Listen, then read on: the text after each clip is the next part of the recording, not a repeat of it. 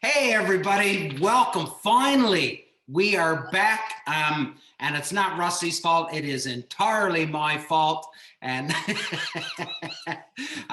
but we finally made it back. We finally managed to get Rusty and I to sit down, be able to sit down together between our crazy busy schedules and continue this video series. So I know that you've been waiting for such a long time and you've got that mown down pat by now.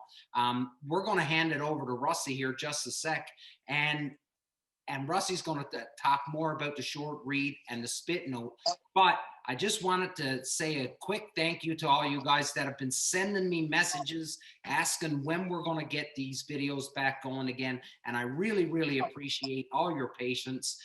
It is 100% like Rusty says, life is chaos, and so is this. So over to you, Rusty. Here he is, the man, the myth, the legend, Rusty Heron with Heron Game Calls and how to use the short Reed Goose Call. Rusty. Hey, everybody. Welcome back.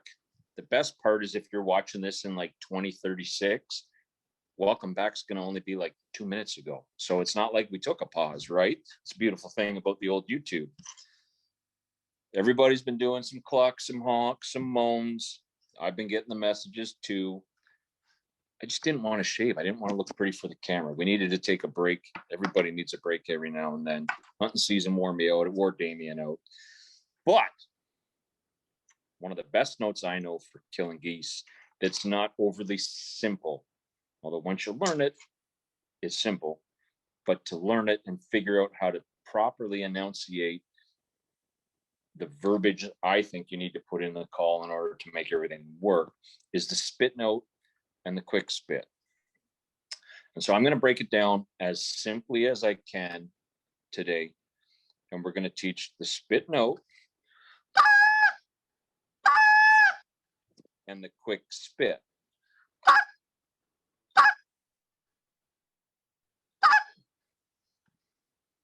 Now, for me, I like to start the spit note off with a T-A, tuh sound. And it's like you're trying to stick the call and release it all in a controlled burst of air. Now, I think the biggest problem 99% of the callers I've helped over the years have with spit note is once you transition from that beginning tuh into whether it's a moan, which to me the spit note is taloo, and it's like a moan behind the tuh, and a quick spit is a little cluck behind the tuh. I say taluk. But the key to this note, in my opinion, is the L. Taloo, taluk. If I was to spell it out on paper to give you an idea on how much emphasis you have to put on the L, I would do lowercase t and a with the biggest capital L highlighted you've ever seen. However, you're never, ever, ever going to hear the L sound come out the back end of the call when you're doing it. All it's doing is repositioning your tongue in your mouth cavity to allow that second half of the note to come out freely and in a good rhythm. So don't get hung that you can't hear some crazy L sound come out of the call. It's just repositioning your tongue. So you're going to say ta, ta. And if you say it along with me right now, ta, when you start the T, your tongue is on the roof of your mouth. Ta, and it drops down. Okay?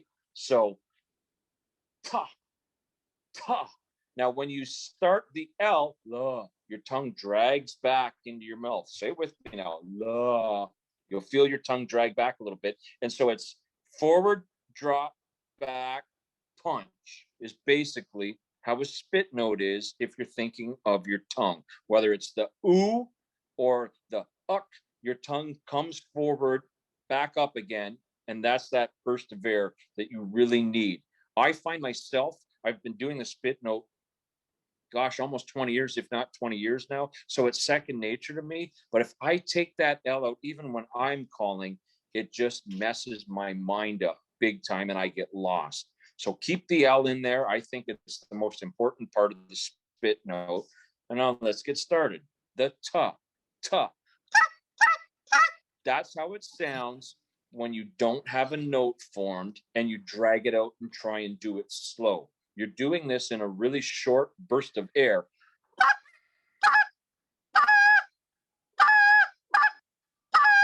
So you don't hear the drop back on the second note, because when it would go to do that drop, you're punching it with the loo or the luck. Okay, so don't get frustrated when you're going and you're going, why is that going like that? I'm only saying "ta" through the call. It's just a natural progression for the way your tongue and your jaw drop. Don't worry about it. Punch it with that L back, and then "oo" or "uck" behind that L. So the traditional spit note, I say, is "ta-loo," "ta-loo."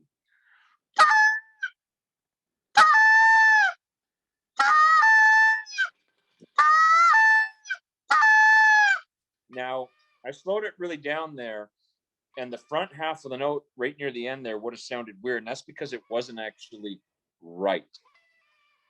So don't fall into that bad habit when you're trying to put this together. Make sure you slam that T in the beginning to stick release. Okay, I was kind of going, oh, okay, but it was just, I wanted to show you the two stages.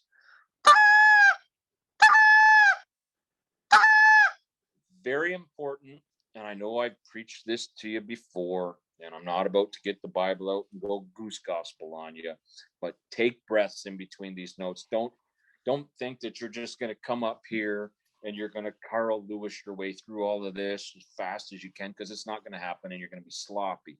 It's going to be a real tongue twister in the beginning, and so you want to go real slow.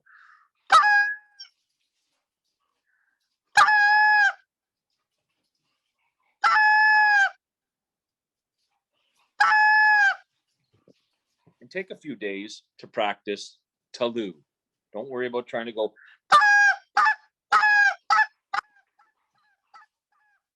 because you're not going to get it, number one. Number two, it's just going to make you want to take your goose call and throw it off the wall. And number three, you're going to want to drive through that wall when you're done throwing it, because it's that much of a frustrator. So take some time. Now, I find with the spit note, it's more mouth tongue technique than it is anything hands. You can hold it like it's your favorite cigar if you want.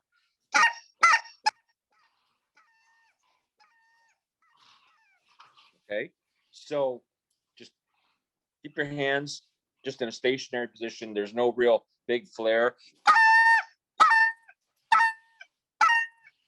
Doesn't really change the note very drastically whatsoever. So for in the beginning, the first day or two, keep your hands very stationary, thumbs to thumbs, fingers to fingers, and just get that tongue top, down, back, punch. Okay. Once we have that down pat, and we can do it, and we can do, say, 3 different octaves. Then we're going to start transitioning, and that's just low air pressure, medium air pressure, high air pressure. Once we can do 3 of those, and we can hit them 5 out of 5 times, record it on your mobile phone, your iPad, your whatever it might be that you can record on, because I'm not much of a technological kind of guy. You want to hear it back and make sure they all kind of tone sound the same. So 5 low ones all sound the same. They're not all over the map.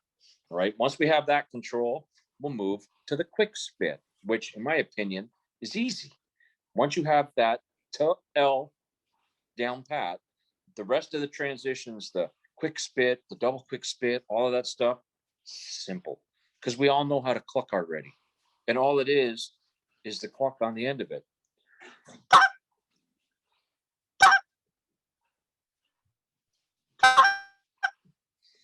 But if you don't put that L in there, you go.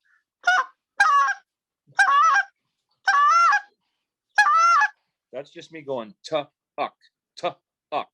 Put the L in. That's how vital and how critical it is. When we get to the quick spit, we're going to do the same thing. We want a low pressure, a medium air pressure, and a high air pressure for 3 different quick spits. When we can do that, we're going to start incorporating the traditional spit note.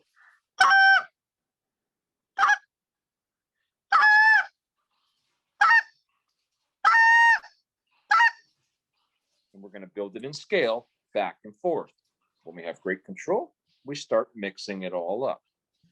The spit note without the L, I think it's the very hardest note on the planet to figure out for the average caller. It took me a long time to figure it out, and I'd like to think I'm a way above average Canada goose caller on a short reed call. Don't forget it. Take your time, record yourself. If you have any trouble at all, it doesn't matter if it's the year 2021 or 2063. Shoot me or Damien a message. We'll get you all squared away as best we humanly possibly can. And we'll keep you moving towards episode 4. What's episode 4 going to be? We don't know. We don't even know what year we're going to record it in. One thing we do know is if you practice a lot from now till then, you're going to be one heck of a goose caller. And that's all we got for this week, Damien. That's awesome. And everybody, Rusty is 100% right. We don't know. I promise you, we're going to try and get the next one done a lot quicker than this one. But listen, remember that it all comes down to the practice. And remember, this is what you're practicing for. Rusty has in his possession an SRT ready to give out to one of you lucky people when you get this mastered. So listen, you're going to learn a new skill. And in my opinion, you're going to get one of the best goose calls that's on the market right now. What better way to get it than learning from the man himself, a call that he's designed, and he knows that it's going to work with what he's teaching. Excellent tutorial today, Rusty. Listen, everybody, I'm there with you too. I'm not a big goose caller, but I'm learning and I'm practicing. So send your videos in, any help, whatever. We'll all learn it together. We'll all do it, and we'll all be better goose callers for it. Rusty, thanks again for this. This was episode 3. Episode 4 will be coming at you shortly. And like Rusty said, we don't know what it's going to be, but just keep practicing. Get those clucks, get those moans, and get those spits down. Big love, everybody.